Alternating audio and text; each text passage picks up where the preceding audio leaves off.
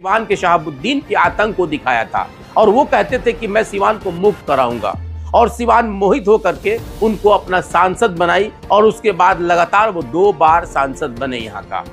तीसरी बार चूंकि उनको टिकट नहीं मिला, उन्हीं के गठबंधन में कविता सिंह को टिकट, इसी कथित माहौल को दिखा करके और वो भी जीत गई। और अब चौथा टर्म विजय लक्ष्मी कुशवाहा की आई है। उनके पति रमेश सिंह कुशवाहा भी इस बात को अभी कह रहे थे, चूंकि चुनाव में उन्होंने खुल करके कहा था कि मैं 2005 का वो AK-47 का दौर नहीं आने दूंगा। लेकिन उसके बाद भी जरा देखिए,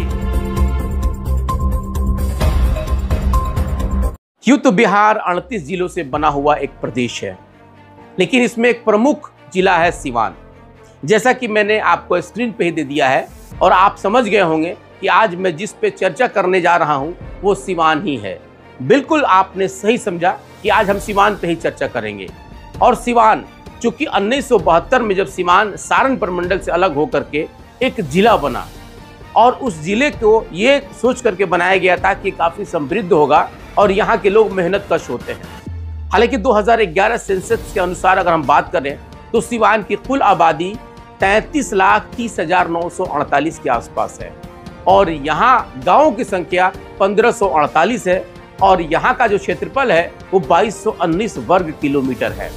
यहाँ प्रति व्यक्ति आय के बारे में बताया जाता है कि लगभग 19,000 के आसपास इसके प्रति व्यक्ति आय जो बताई जाती है और इसका जो मुख्य खास करके आमदनी का जो स्रोत है वो खेती है और यहाँ के ज्यादातर लोग मिडिल ईस्ट में रहते हैं।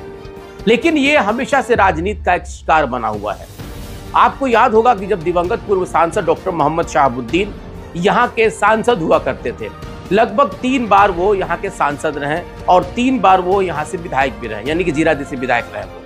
उनके निधन के बाद सिवान की राजनीति में ऐसा लग रहा था कि अब शायद कि उनके नाम पे राजनीति न हो, लेकिन ये सोचना लोगों के लिए गलत साबित हो गया।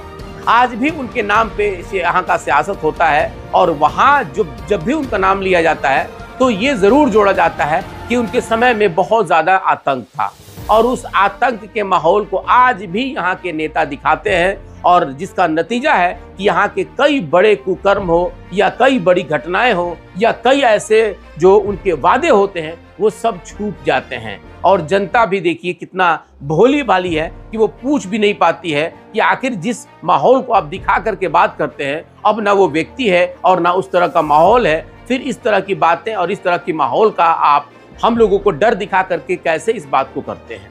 कभी जनता ने इस बात को पूछा नहीं। आपको याद होगा कि जब ओम प्रकाश यादव यहाँ का सांसद चुने गए थे, पहली बार जब वो यहाँ सांसद बने तो उन्होंने सिवान के शहाबुद्दीन के आतंक को दिखाया था और वो कहते थे कि मैं सिवान को मुक्त कराऊंगा और सिवान मोहित होकर के उनको अपना सांसद बनाई और उसके बाद लगातार वो 2 बार सांसद बने यहाँ का। तीसरी बार चूंकि उनको टिकट नहीं मिला, उन्हीं के गठबंधन में कविता सिंह को टिकट मिला और कविता सिंह भी इसी कथित माहौल को दिखा करके और वो भी जीत गई। और अब चौथा टर्म विजय लक्ष्मी कुशवाहा की आई है। सिवान के शहाबुद्दीन के आतंक को दिखाया था और वो कहते थे कि मैं सिवान को मुक्त कराऊंगा और सिवान मोहित होकर के उनको अपना सांसद बनाई और उसके बाद लगातार वो 2 बार सांसद बने यहाँ का। तीसरी बार चूंकि उनको टिकट नहीं मिला, उन्हीं के गठबंधन में कविता सिंह को टिकट मिला और कविता सिंह भी इसी कथित माहौल को दिखा करके और वो भी जीत गई। और अब चौथा टर्म विजय लक्ष्मी कुशवाहा की आई है। उनके पति रमेश सिंह कुशवाहा भी इस बात को अभी कह रहे थे, चूंकि चुनाव में उन्होंने खुल करके कहा था कि मैं 2005 का वो AK-47 का दौर नहीं आने दूंगा। लेकिन उसके बाद भी जरा देखिए, ये सिवान का दुर्भाग्य कहेंगे या विडंबना कहेंगे कि सिवान में हर रोज हत्याएं हो रही हैं। इसका सिलसिला कभी थमा नहीं है, चाहे वो शहाबुद्दीन के दौर का रहा हो या ओम प्रकाश यादव का दौर रहा हो या कविता सिंह का रहा हो या विजय लक्ष्मी कुशवाहा का रहा हो। हर दौर में हत्याएं होती रहती हैं, किसी में कम तो किसी में ज्यादा रहा है। सिवान के जिस माहौल को लोग दिखाते हैं वो माहौल कभी भी खत्म नहीं हुआ। सिवान के लोगों को शायद कि अब बताने की जरूरत नहीं है, लेकिन चलिए इसका मुख्य जो कारण है ये शायद सबको पता है कि सिवान में जिस तरीके से हत्याओं का दौर चल रहा है। कल मेरी बात एक पटना हाई कोर्ट के वकील है, उनसे मेरी बात हो रही थी। उन्होंने कहा कि मैं एक स्टडी कर रहा हूं कि बिहार में जितने भी केसेस हैं उसका सबसे बड़ा कारण क्या है।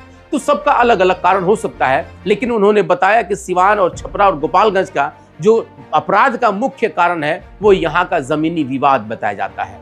हर मामले में अगर देखा जाए तो जो हत्याओं का दौर होता है उसमें सबसे ज्यादा अगर कुछ है तो जमीन को लेकर के हत्याएं होती है। और जिस तरीके से जमीन माफिया यानी कि भू माफिया जितना सक्रिय है और जितना उनका राजनीतिक पकड़ हो या फिर जिस तरीके से प्रशासनिक पकड़ हो, जिसका नतीजा है कि हर दिन एक हत्याएं हो रही हैं।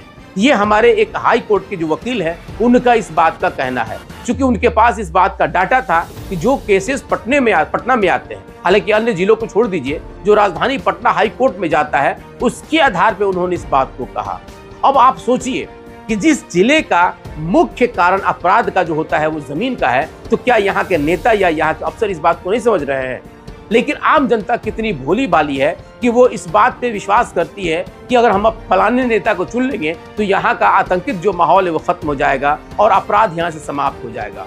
लेकिन अब आप सोचिए कि जहां का मुख्य जड़ जमीनी विवाद हो, जहां पे भू माफियाओं की नजर हर उस एक एक इंच जमीन पे हो, अब आप सोचिए कि जरा वहां से आतंक को और खास करके वहां पे अपराध को कैसे खत्म किया जा सकता है।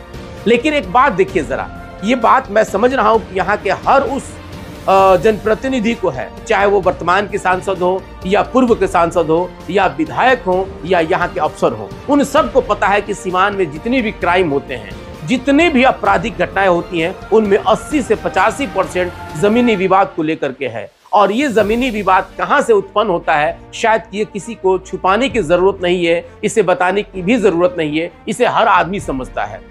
अगर आपसी पटीदारी का बात हो तो वो तो समझ में आता है, लेकिन यहाँ जिस तरीके से माफिया सक्रिय है, उन माफियाओं का पकड़ कितना राजनीतिक तौर पे है, इसका अंदाजा लगाइए कि कई हत्याएं हुई जिनका आज तक पता नहीं चल पाया और वो लोग मौत के घाट उतारे गए, लेकिन उसके बाद भी वो विवाद थमा नहीं।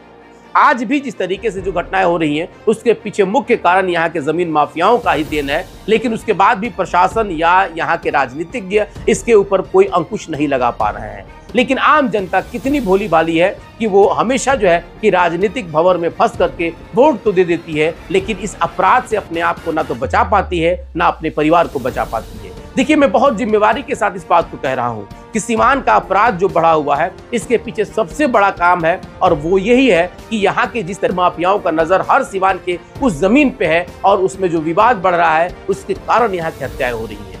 क्या इस बात को प्रशासन नहीं समझ रहा है? क्या इस बात को यहाँ के राजनीतिक लोग नहीं समझते हैं? सब लोग जानते हैं, लेकिन उसके बावजूद भी सीवान को एक बलि का बकरा बना दिया गया है और यहाँ के अपराध को राजनीतिक मोहरा बना करके और हमेशा चला जाता है, जिसका नतीजा है कि या तो इसमें कई नेता बदनाम हो जाते हैं या फिर कई नेता जो है कि रोटियां सेक करके सत्ता पे काबिज हो जाते हैं। अब सवाल यहाँ ये उठता है कि इस अपराध से मुक्ति कैसे पाई जाए?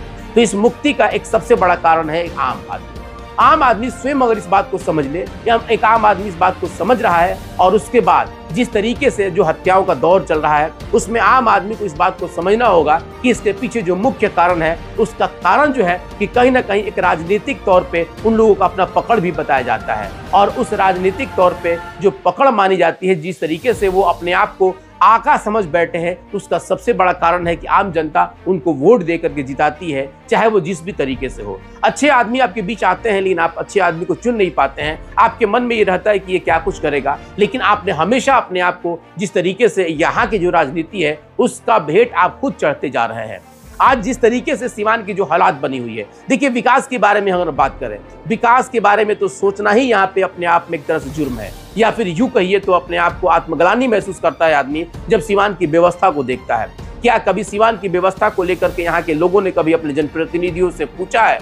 और मैं एक बात और पूछता हूं कि जिस समस्याओं को लेकर के आम आदमी वोटिंग करने जाता है, ये बात कहता है, लेकिन वोट के वक्त हमेशा जात और धर्म की बात करता है, और यही वजह है कि सीवान कभी भी इस जंजाल से बाहर निकल नहीं पा रहा है। जबकि यहाँ की जो मुख्य समस्याएं हैं यहाँ के जनप्रतिनिधियों से कभी किसी ने पूछा नहीं है। अभी जो नया जो हमारी जो सांसद चुनी गई है, क्या जनता ने कभी उनसे पूछने का प्रयास किया है? हालांकि कई जगह से खबर आ रही है कि भाई फलाने सांसद जो है कि कहीं किसी हॉस्पिटल का निरीक्षण कर रहे हैं, कई जो सांसद है जो वहाँ के अफसरों को बुला करके डांट फटकार कर रहे हैं, लेकिन यहाँ के सांसद के बारे में अभी तक जनता ने कभी कुछ पूछा नहीं है और ना ही समझने की कोशिश कर रही है। क्यों? इसका मतलब ये है कि आपको सिर्फ वोट देने से मतलब था, अब यहाँ का विकास हो ना हो अब तो ये हमारे नेताजी पे निर्भर करता है। लेकिन सवाल है कि अधूरी विकास का जिम्मेवार एक आम आदमी भी है। हम सिर्फ नेताओं के बलबूते या नेताओं के भरोसे नहीं छोड़ सकते हैं। हमें भी हमारी जो फर्ज बनती है, हमको उनसे पूछना पड़ेगा कि आपने जिन वादों को लेकर के यहाँ पे जो आपको वोट दिया गया था, आप जीते, उसमें कितना खरा उतर रहे हैं। और उसका जो सबसे मुख्य कारण है कि आप अपराध की बात तो करते हैं, लेकिन जो विकास की बात होती है उसका काम कौन करेगा। और विकास के नाम पे अगर इक्का दुक्का कुछ दे भी दिया जा रहा है तो क्या उससे आपका भला हो जाएगा। आपने देखा कि सीवान में ऐसे प्रमुख जो चीजें थी जिनके बारे में अभी तक किसी ने पूछा नहीं। यहाँ की जो बेरोजगारी है, यहाँ के बारे में कोई नहीं समझता है। यहाँ की जो खास करके जो मार्केट का जो व्यवस्था है, जाम की समस्याएं हैं, सड़क हो, नाला हो, नलिया हो, पुल हो, इसके बारे में कोई जानने का प्रयास नहीं करता है। ये भी नहीं समझता है कि आधारभूत संरचनाओं में हमारा आता है, ये हमारा वो अधिकार है जिस अधिकार के तहत हम किसी जनप्रतिनिधि को चुनते हैं, उसके बारे में भी हमारी जनता नहीं पूछ पाती है। और जब समय आता है तो फिर से वो हिंदू मुस्लिम के मामले में उलझ करके और किसी को भी वोट दे करके जिता देती है, और फिर पछताने के अलावा उसके पास कोई दूसरा विकल्प नजर नहीं आता है। आप इस बात को समझ रहे होंगे कि मैं जिस तरीके से बातें कर रहा हूं, हो सकता है कि बहुत सारे लोगों को ये बात चुभ भी रहा हो, लेकिन सच्चाई जो है कि मैं वो बयान कर रहा हूं। और इस सच्चाई से लेकर के अगर हमारे समाज में थोड़ी सी भी बदलाव हो जाए तो शायद कि हमारा इस पत्रकारिता का जो ये शब्द है वो शायद उसका एक सार्थक कुछ परिणाम निकल सके। लेकिन उसके बावजूद भी जाते जाते मैं आप लोगों से जरूर इस बात को कहूंगा कि सोचिए कि सीवान आखिर इस तरह से आपराधिक जो घटनाओं का अड्डा बनता जा रहा है, अगर यूं कहा जाए तो अपराध का राजधानी बनता जा रहा है, इसके पीछे जो कारण है क्या वो कारण सही है? और अगर सही है तो हम अपने जनप्रतिनिधियों के साथ साथ उन अफसरों से भी बात पूछे कि आखिर इसके बारे में आप कर क्या रहे हैं। क्योंकि सरकार का जो नियंत्रण है वो धीरे धीरे सीवान के इस राजनीतिक तौर पे मजबूत तो है, लेकिन अपराध पे वो कमजोर पड़ रहा है, और ये कमजोरी हमारे सीवान के लोगों को आतंक के साए में जीने पे मजबूर कर रहा है। आपको ये मेरा खास करके ये जो पेशकश है वो कैसा लगा, कमेंट बॉक्स में जरूर बताइएगा, और आगे की हर उस घटना और खबर के लिए हमारे साथ जरूर बने रहिएगा। बहुत बहुत धन्यवाद।